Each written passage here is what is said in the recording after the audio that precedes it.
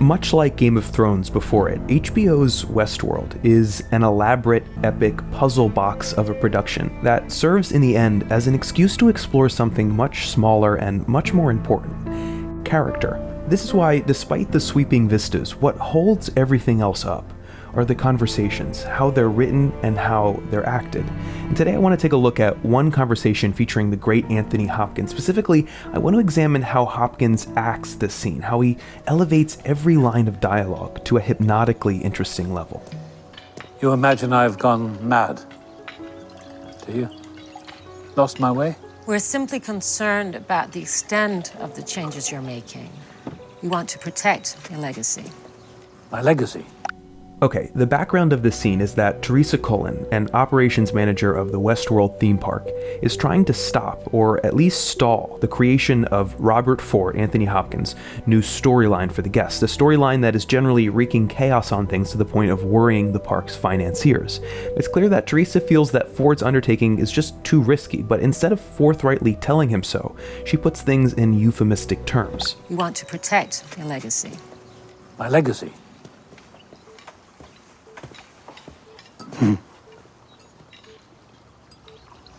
Okay, that pause is fully 7 seconds long, and it is amazing.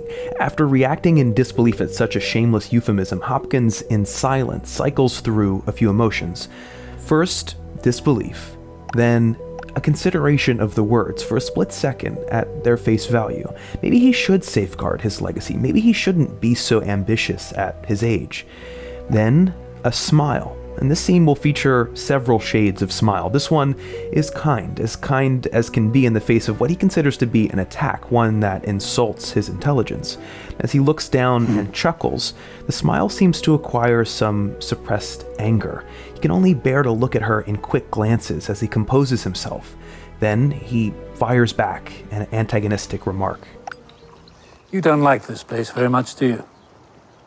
I've seen many of you come and go over the years. And I can tell the ones who enjoy their time here and the ones who don't. What's impressive here is how Hopkins breaks down the dialogue as written. In interviews, Hopkins has described how he reads scripts 200 times or so, to the point where the dialogue is lodged in his brain. Then he steps away, lets it gestate in his mind, and when he arrives on set, he relaxes himself and let the part play through you. By having such a command over the words, Hopkins is able to modulate the tempo of their delivery to get the most out of it. This sentence, for example, is sped through. I've seen many of you come and go over the years. As is the first part of the next sentence, until a pause after who, drawing out the word enjoy, which falls right back into a speedy delivery, almost slipping over the words until the final two, which, coupled with eye contact, slow down to function as an accusation. I've seen many of you come and go over the years, and I can tell the ones who enjoy their time here and the ones who don't. I admire it. The audacity of it. Oh. A small interjection, but see how he opens up like a flower from the hunched position, how he releases a little tension to receive the compliment. A great touch. I came here once as a child with my parents. I think we even sat at this table. When I started working here, I realized this place wasn't something I would enjoy. And then we get a second interjection when his suspicions are confirmed, followed by a hunching again and a deflated neck. Then, from this position, Hopkins launches into his key speech. In the beginning, I imagined things would be perfectly balanced. Even had a bet with my partner, Arnold, to that effect. We made 100 hopeful storylines. Of course, almost no one took us up on them. I lost the bet. Arnold always held a somewhat dim view of people. He preferred the hosts. He begged me not to let you people in. The money men. Delos. Okay, we're about to learn that this whole meeting is a threat set up by Hopkins. And to signal that, Hopkins incrementally dials up the menace across 3 terms that specify who he's threatening. You people, money men, Delos. Listen to it again. He begged me not to let you people in. The money men. Delos. But I told him we'd be fine, that you didn't understand what you were paying for. It's not a business venture, not a theme park, but an entire world. We designed every inch of it. Every blade of grass. In here we were gods, and you were merely our guests.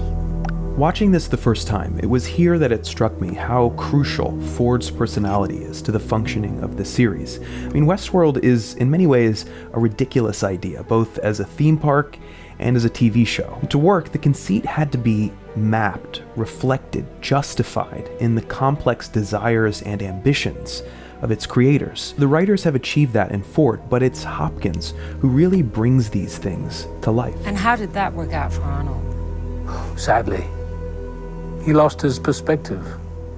He went mad. I haven't. As you well know, I have always seen things very clearly. The threat now explicit, Hopkins colors the rest of the scene with a sinister glee. This is the table I sat at with my parents.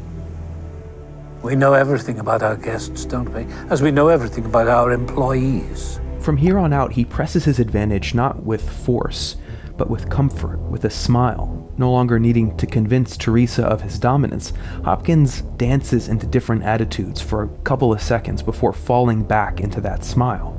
Like right here, where he's matter of fact. We know everything about our guests, don't we? As we know everything about our employees. Or here, where he's concerned. I do hope you will be careful with Bernard. Or here, where he's genuinely caring as his eyes wander off for a moment, too. He has a sensitive disposition. The producers of this show are smart to keep the camera fixed on Hopkins' face. His ability, learned across many decades, to convey such a web of feeling and suggest such a universe of feeling within, about a character we know little about, expands the entire show's range and strengthens its persuasive power as a piece of art. That's what a great actor can do. He can give words and images, or a short scene like this, a volcanic energy with a quiet look. In Anthony Hopkins' hands, in his eyes, Westworld isn't just a reflection of its creator's personality. It's a self-portrait. You can tell the board that my narrative will be completed on time, and it won't be a retrospective, as I'm sure you have all feared.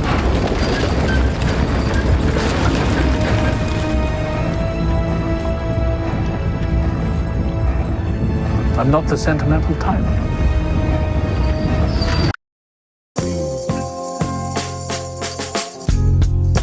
How do I know? How do I know? Hey everybody, there is a new Nerd Writer video every Wednesday, so if you click right there, you'll subscribe to this channel and get all the videos. Sorry I've been so irregular with my posting recently. I've been in Italy, it's been crazy, but also I've been writing a couple speeches for the Singapore Writers Festival, which I'll be at in a couple weeks, and so that's been taking a lot of my time. I have to shout out a channel that I really love called Wisecrack. They do video essays like me, 8-Bit Philosophy, Earthling Cinema, stuff like that. They just did something on BoJack Horseman, which is a show I love, and the video is great too, so I'll link that below. Check that out. Thanks guys for watching. I'll see everybody next Wednesday, hopefully.